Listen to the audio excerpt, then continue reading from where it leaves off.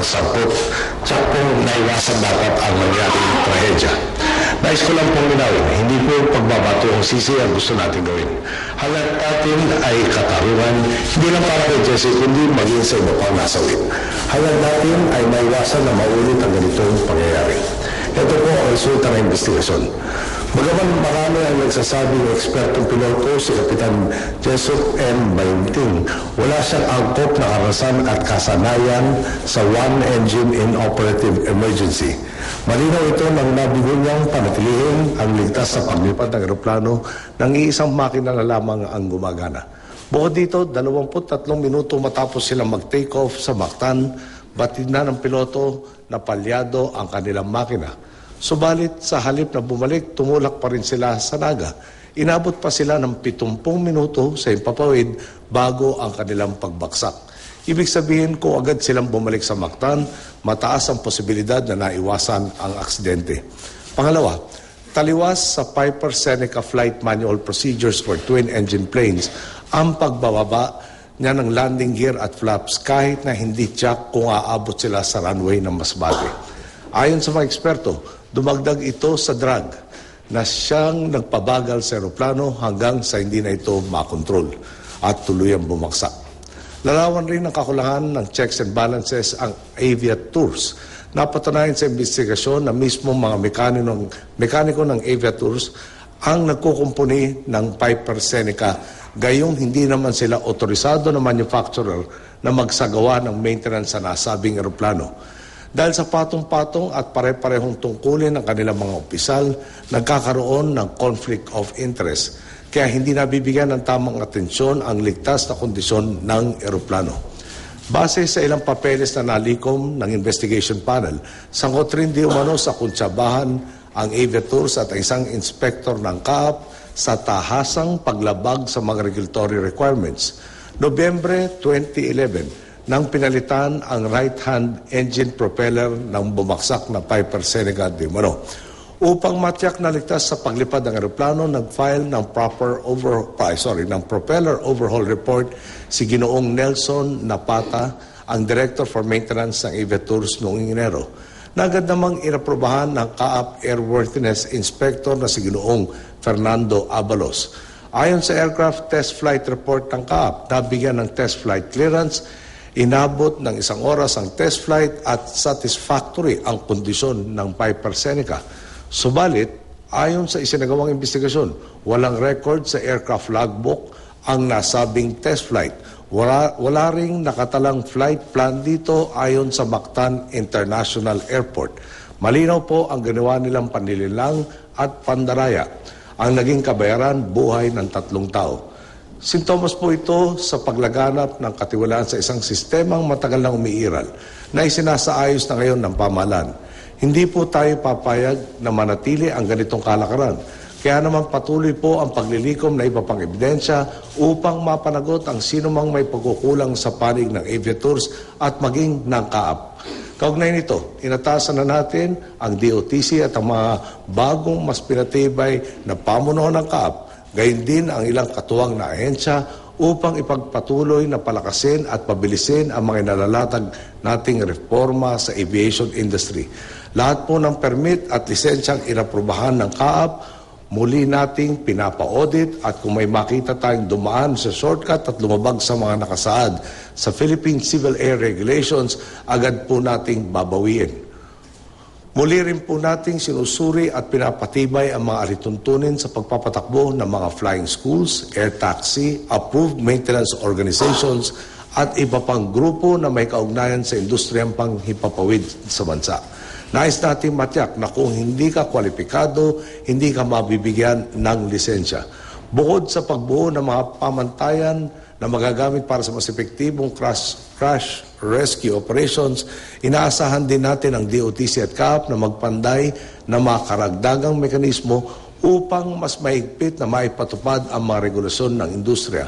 Mulat din tayong nakasalalay ang kaligtasan ng ating mga pasero, hindi lamang sa modernisasyon ng ating air navigation systems, kundi maging sa uri ng pamunuan ng mga kasiwa sa CAAP. Obligasyon ng pamunuan ng CAAP na tiyaking may kakayahan at may integridad ang kanilang tauhan. Susuportahan natin sila dito. Gayun din sa iba pa nilang layunin at pangangailangan tungo sa mas matatag at mas ligtas na industriya panghipapawid. Ayaw na natin mangyari ang ganitong trahedya sa kahit kanino. Wala ni sino man sa atin ang gugustuhin mawalan ng magulang, ng anak o ng kaibigan dahil lamang sa katamaran, pagkukulang o panlalamang ng iba. Higit sa luhat pagluluksa, higit sa mga parangal at pagkilala. Tiyak pong mas makabuluhan at mas gugustuhin ni Jesse kung may matututuhan tayo sa trahedyang sinapit niya. Huwag nating hayaan na mapunta sa wala ang kanyang pagkawala. Naway manatiling bukal ng inspirasyon ang alaala ni Jesse upang ang mga katangiang araw-araw na gumabay sa kanya, pagpapakumbaba, tapat na paglilingkod, malasakit sa kapwa ay saring manahin at sumalamin sa patuloy nating pagkilos bilang isang bansa. Gandang hapon po. Maraming salamat. Thank you, Mr. President.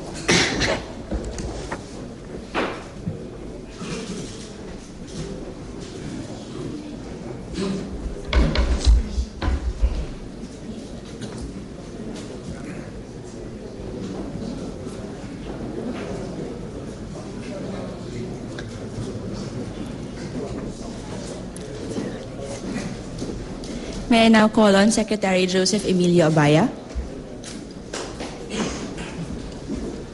Magandang hapon po. Bago po ipakilala sa inyo yung chairman ng Special Investigation Committee, nais kong banggitin na kasama po natin dito sa hapong ito si Secretary Mar Rojas, siyang dating kalihim ng DOTC at siyang namuna ng search and rescue operation sa trahedyang itong nangyari kay Sec Jesse.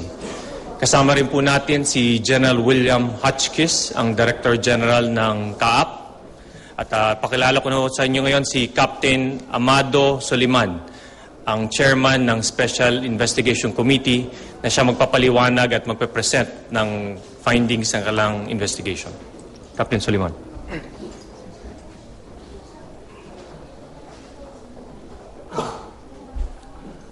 Good afternoon, ladies and gentlemen. May I introduce the members of my board?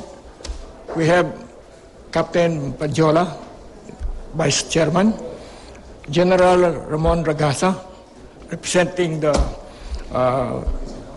San Miguel Corporation and Philippine Airlines, Mr. Absedi Abalos, representing Lufthansa, Captain Maynard Halili, representing the General Aviation Sector, Mr. Paul Kibalyo, maintenance expert.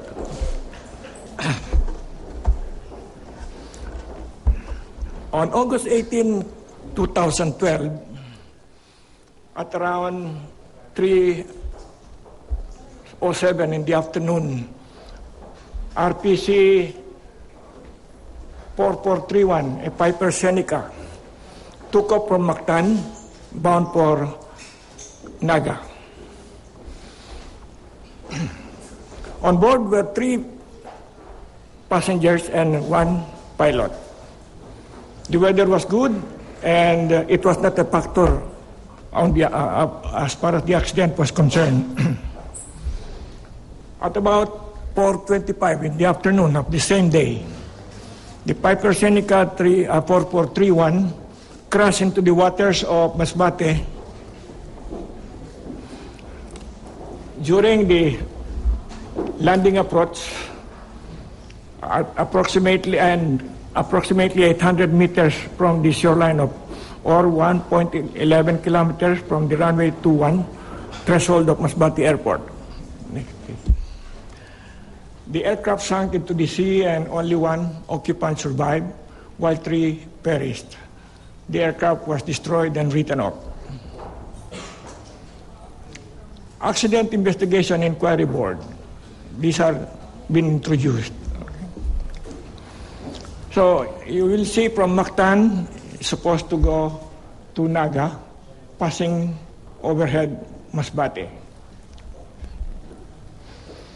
You see on the scale you have the Masbate runway, and when an aircraft is supposed to land on runway 21 of Masbate, there should be a parallel downwind to be followed by the pilot and then come in and land. But in this particular accident,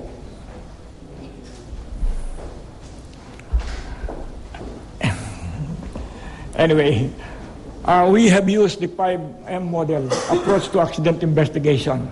We have the mission, we have man, the medium, machine, and management.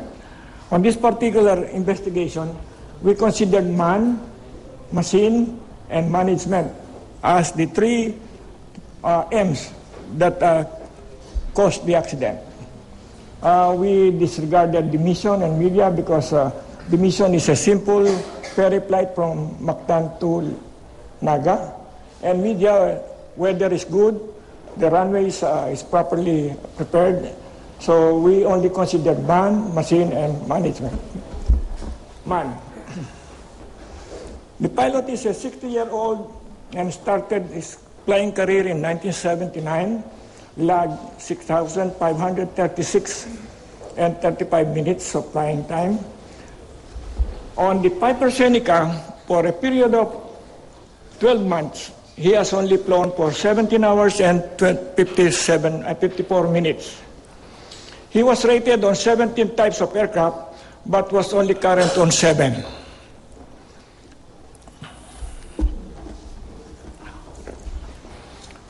He is the owner, president, and CEO of Aviatours Flying Incorporated, accountable officer, flight instructor of Aviatours Flight School, director for operations, pilot of chartered and air taxi units. The machine. The aircraft, a Piper Seneca PA-34-200 series, was manufactured in 1972. Aircraft was issued an export certificate of airworthiness by the U.S. FAA on September 24, 2007, and was registered with the ATO, now the CAAP, on October 4, 2007. The aircraft has accumulated 10,000, as you see, hours, and last certificate was on 14th November 2011. Most recent 100-hour check was conducted by Aviatours on August 10, 2012. Management. Aviatours Management Organizational Setup. Captain Joseph Bahenting, President, CEO, and Aviatours Incorporated, Accountable Officer. Flight Instructor of Aviatours Flying School, Director of Operations, Pilot of Charter Air Taxi Unit. Captain Antonio Horidini, Director for Safety and Security for Aviatours. School Director, Head of Training of the Flight School, Assistant Director for Operations for the Charter and Taxi Unit. Nelson Nepata, Director for Maintenance of Aviatours and Taxi Unit. Chief Maintenance Inspector, Shop Manager for the Aviatours Approved Maintenance Organization. Two recent accidents involving Aviatours. Bourbon, Cebu, June 24, 2008. Bahenting himself survived a post-landing emergency. Fortunately, there were no injuries to persons nor damage to the aircraft. Mambahaw, Camiguin, March 4, 2012. Cessna 172, RPC 209, crashed and killed 2 persons and injured 3. In this accident, student pilot signed as pilot in command. Result of this March 4 accident, the school underwent re-inspection and investigation with the following limitations. That no aircraft that has been grounded shall be used for flight training. That Aviatours shall not accept new students, whether foreign or local, pending resolution of the case. Aviatours shall continue to conduct ground and flight training for the students who are currently enrolled. Aviatours shall strictly observe Philippine Civil Air Regulations and Republic Act 9497. Result. From Mactan to Masbate, this is the flight path. Took off from Mactan at 3:07 in the afternoon. After 23 minutes, the first trouble was noticed. That they decided to go back to Mactan, but for whatever reason, he continued the flight instead of going back to Mactan. He flew for another 37 minutes towards Masbate. Then at that point, when he was 91 kilometers from Mactan, he lost his right engine. From there, he flew for another 17 minutes up to the time it crashed on 4:25 in the afternoon. Next. Findings on demand. No pre-flight briefing for passengers was conducted. Pilot have no previous experience on flight route to Masbate. Pilot lost situational awareness with regard to the plane's relative position to Masbate Airport. Pilot's license renewal did not cover one engine inoperative emergency during his proficiency flight.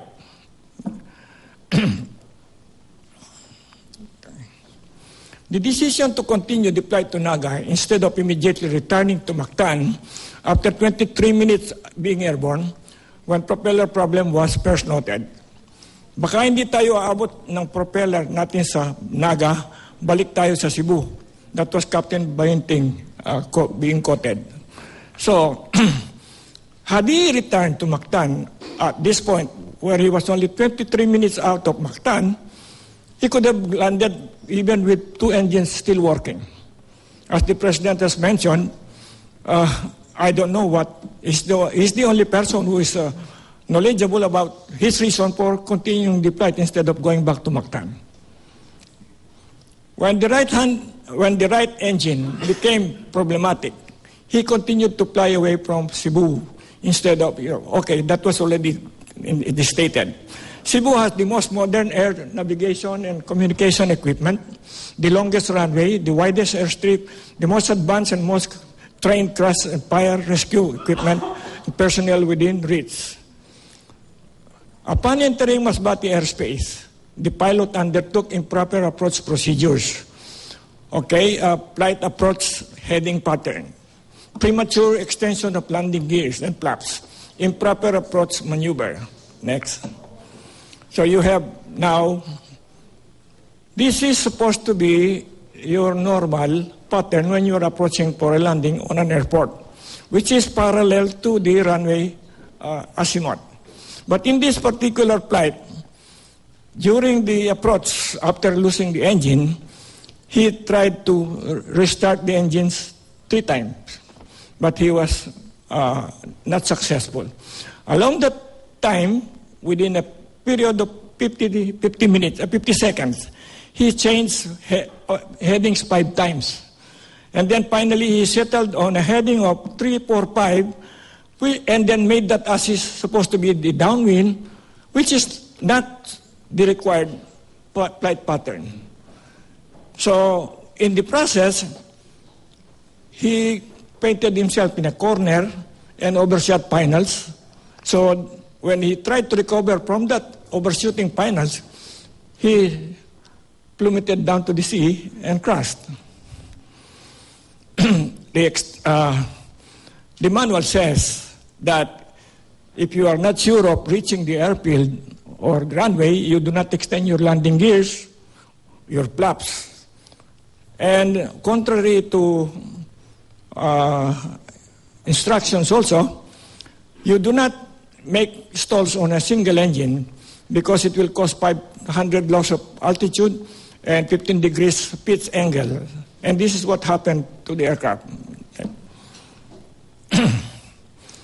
This point here, which is 800 meters and 1.1 kilometers from the approach end of runway 21, is where the aircraft crashed.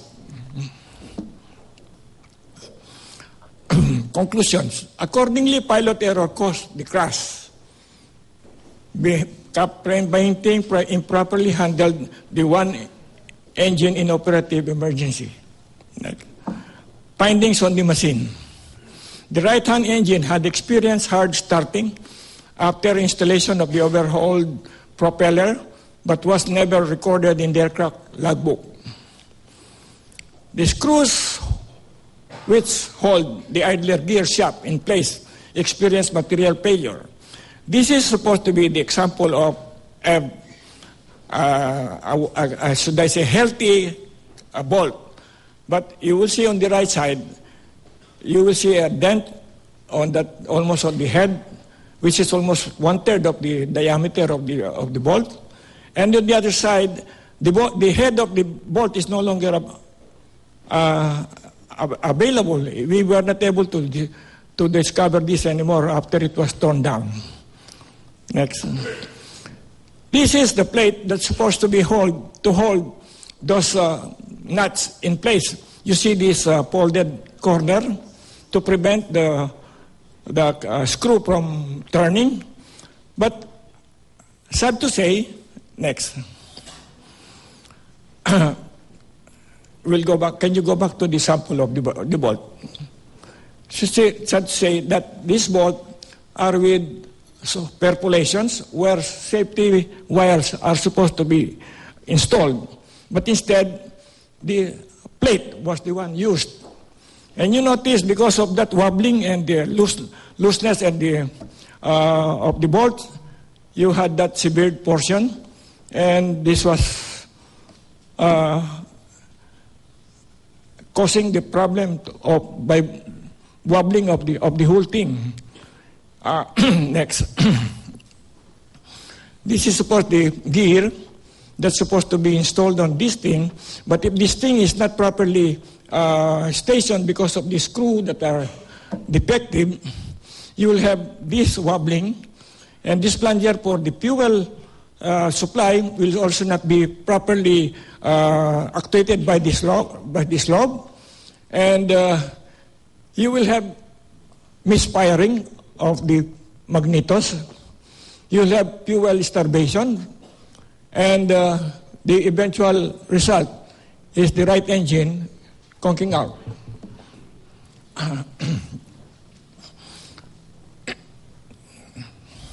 Okay, next please. You see the right-hand engine crankcase. The crankshaft idler gear shaft stud is broken. As you see, there was no head. The crankshaft idler gear shaft screw is loose. The crankshaft idler gear shaft nut is missing. The crankshaft idler gear shaft mounting base is cross-threaded and elongated.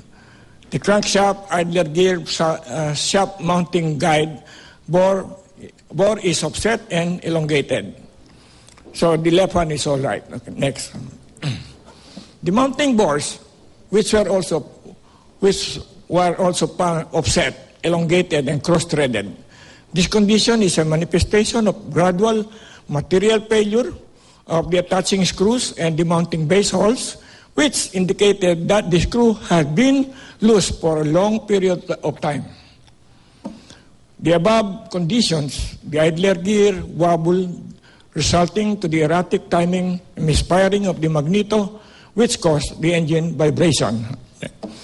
The camshaft rotation also became irregular, and the fuel supply was insufficient, as the plunger for the fuel was intermittently failing, which resulted to the eventual failure of the engine.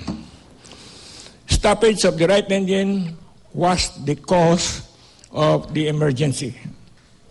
Remember, it's only the cause. The stoppage was likely caused by intermittent fuel supply and erratic engine firing. Intermittent fuel supply and erratic firing was caused by the parts failure due to the maintenance. Aviatur was not certified by the aircraft manufacturer and accordingly by CAAP to conduct maintenance on that aircraft. Findings on the management. RPC 4431, not included in the Aviatur's maintenance organization. Specific operating provisions for their mechanics were performing its maintenance. 5-day aircraft familiarization conducted, not in depth for the training. Maintenance personnel had inadequate training and skill to maintain the aircraft. Misdiagnosed the logbook remarks as sign of a propeller problem and sent the propeller for overhaul, even if the time before overhaul, limit has not been reached. Entries of discrepancies and remarks actions not taken not properly recorded in the aircraft logbook and not in conformity with the regulatory requirements. Conclusion. The multiple and overlapping functions of each officer negated the system of checks and balances. This led to the bad maintenance practice, such as aviators performing maintenance functions on aircraft for which they were not certified. Other findings. Improper issuance of airworthiness certificate. On January 7, 2012, the test flight permit for renewal of the airworthiness certificate for RPC 4431 was approved by Airworthiness Inspector Fernando Abalos, the same person who inspected and recommended the issuance of the test flight permit. You see, this is a form that is supposed to be filled up by the inspector and approved by his superior. But in this case, he signed both. Next. There was no record or entry on the aircraft logbook for the test flight on January 7. A check with Mactan Cebu International Airport operations log revealed that no flight plan for RPC 4431 was filed on that day.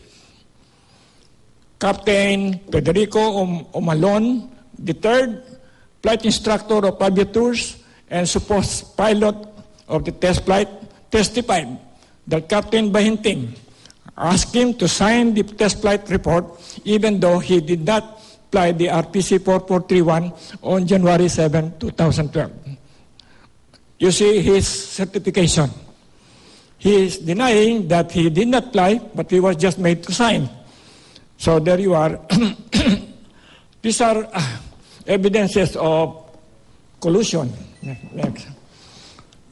Okay, the January 17, 2012, application for airworthiness renewal of RPC 4431 was signed and endorsed by, again, Fernando Abalos. On the same day, entry on the CASORT, Civil Aviation Safety Oversight Reporting and Tracking database, that the documents were required for airworthiness certificate renewal was likewise reviewed by Abalos again. February 2, 2012, the certificate of airworthiness for RPC 4431 with date of issue January 7, 2012 and date of expiration January 6, 2013 was released to Mr. Armand Gosum of Aviators. January 7, 2012, inspection, issuance, and approval of test flight permit by Abalos, fictitious flight plan, flight by Captain Omanlon. January 17, application for renewal of airworthiness certificate was signed and endorsed by Inspector Abalos again. Abalos also reviewed the supporting documents needed for the application. February 2, 2012, the certificate of airworthiness was released to Aviators representative, but the date of issue on the certificate states January 2012. The questionable issuance of pilot license. Incomplete fulfillment of pilot's proficiency test on the flight requirements. Captain Bahenting connived with Airworthiness Inspector Abalos to expedite the processing and approval of the certificate of airworthiness. Captain Bahenting received pilot's license notwithstanding questionable completion of the pilot proficiency flight test requirement. Thank you. Thank you very much. Thank you very much. Thank you, Captain Soliman. That is the end of the presentation. But before we take questions, I'd like to call first Secretary Joseph Abaya again. The Secretary and also the Director General of CAAP, DG Hotchkiss, for the formal turnover of the report from the Special Investigating Body to the CAAP.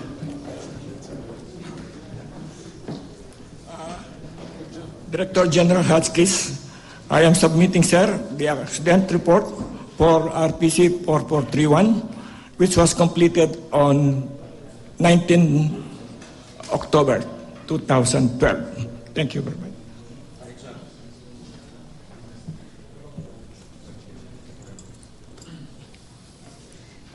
Secretaries Abaya, Rojas, and the rest of the panel, as well as DG Hotchkiss, will now be ready to take your questions. Please state your name, your media agency, as well as the person that you are addressing the question to. Celerina, yes. Good afternoon, Celerina Monte from the Daily Manila Shimbun. I don't know if this is for Secretary Abaya or to Director General Hotchkiss.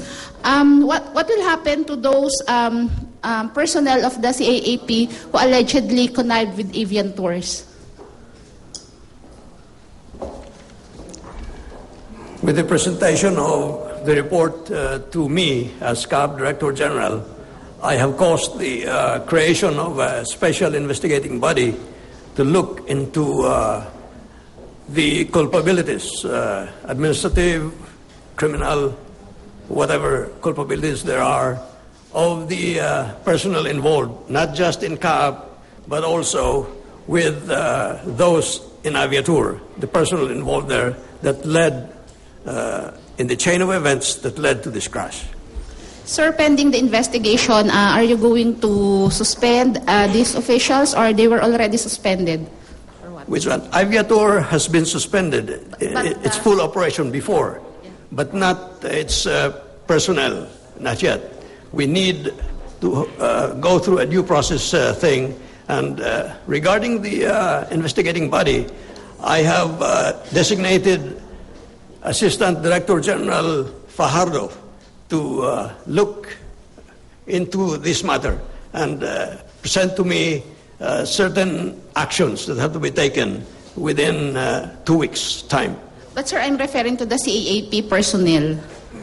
To the CAAP personnel who were allegedly in connivance. Will they be suspended or they were suspended already or what? I will need a recommendation from Assistant Director General Fajardo for me to be able to do this formally. And by tomorrow, we should have an action on that already. Thank you.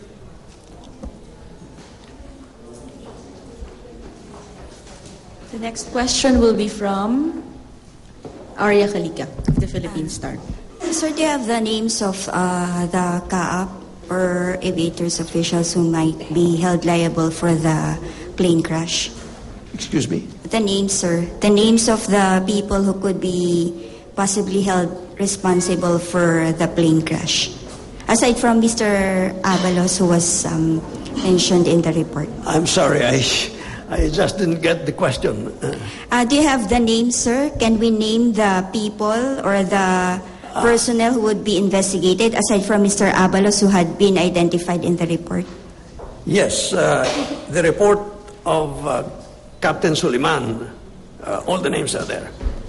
So, yun na po yung lahat yun na mag-undergo Hindi ng lang po ganon. Whatever is turned up by the investigating body will definitely also feel the brunt of the full implementation of Philippine Civil Air regulations. Can you give us an example laws of what they are possibly facing, the punishment that they are possibly I guess we'll have to facing? wait for the investigation to do that.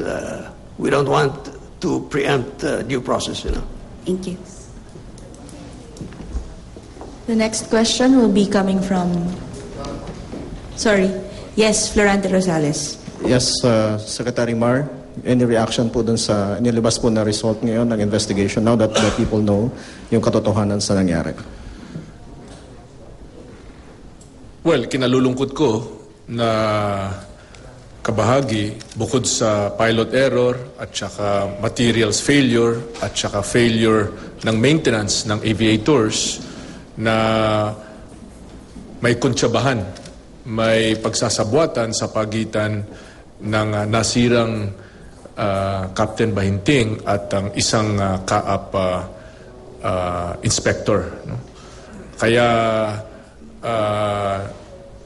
natutuwa naman ako na lalong pinapatibay ni Secretary Junabaya, ni General Hotchkiss, ang mga reforma na dapat na isagawa para matigil at lalong mapahigpit itong pagsubaybay, itong pagmamonitor ng lahat ng mga inspeksyon na sinasagawa ng gobyerno sa mga flying school at itong mga maliliit na flying operations. No?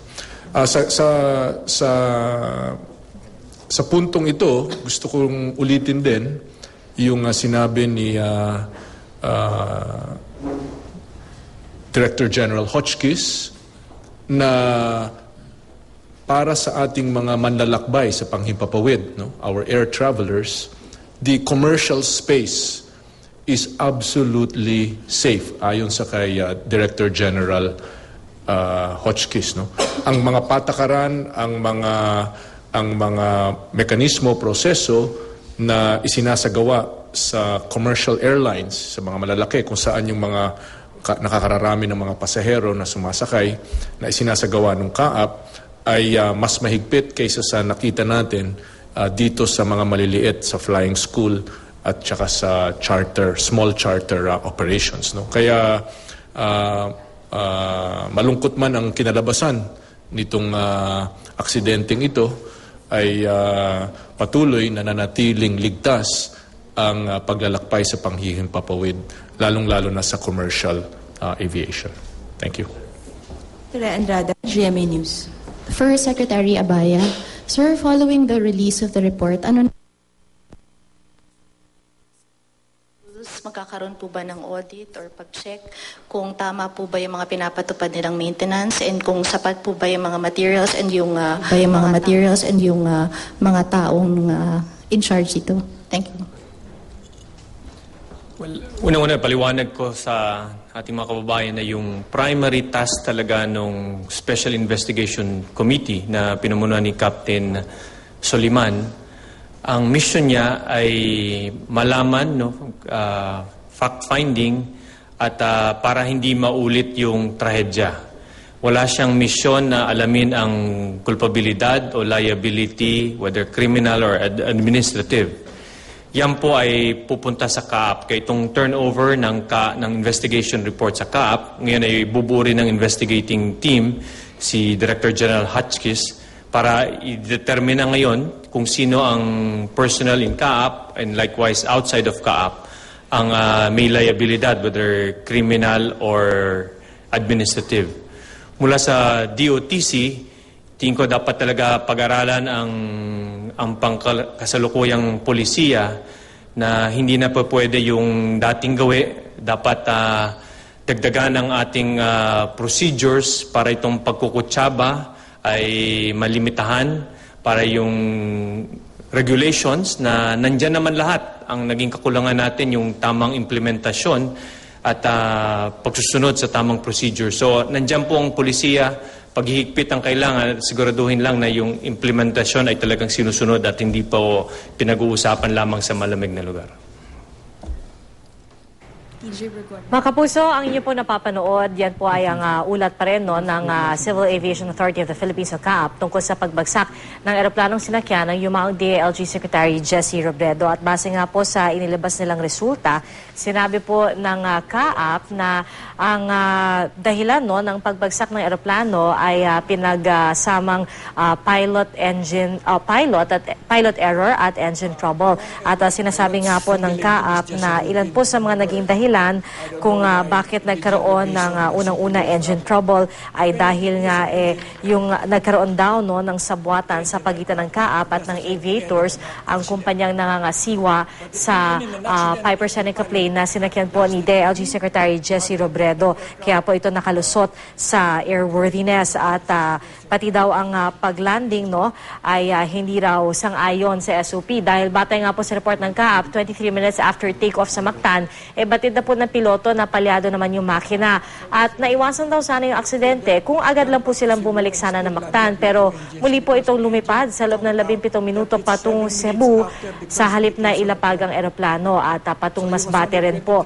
At mula nga po sa Mactan ay lumipad po ito sana papuntang Naga. At nung nakita po na may engine error, sa halip na bumalik po ng Cebu na kaya pa naman daw gawin, ay dumiretso pa po ito papuntang Masbate. At napatunayan din daw ng CAAP na ang mga mekaniko ng Aviator Tours ang gumagawa ng maintenance functions ng Piper Seneca, gayong hindi naman sila otorisado na gawin ito dahil wala silang sapat na training.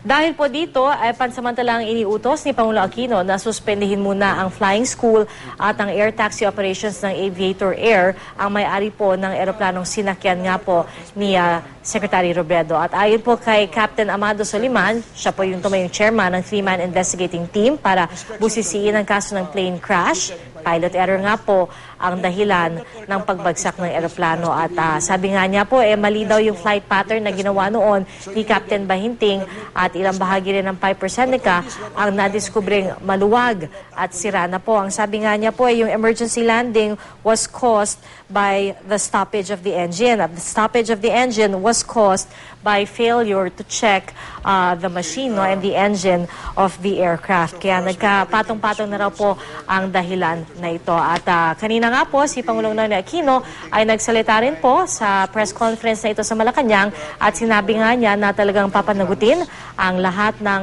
mapapatunayang naging dahilan at may sala dito sa aksidenteng ito. At sinabi nga niya po na ito rin daw ang gugustuhin ni Yumaong Secretary Jesse Robredo na may magagawa at may matututunan mula sa pagbagsak ng kanyang eroplano. At ito nga po, sinabi na rin po ng CAAP na sila mismo ay magkakaroon din ng internal investigation para imbestigahan ang kanilang personnel na umano'y kasama po sa umano'y sabwatan.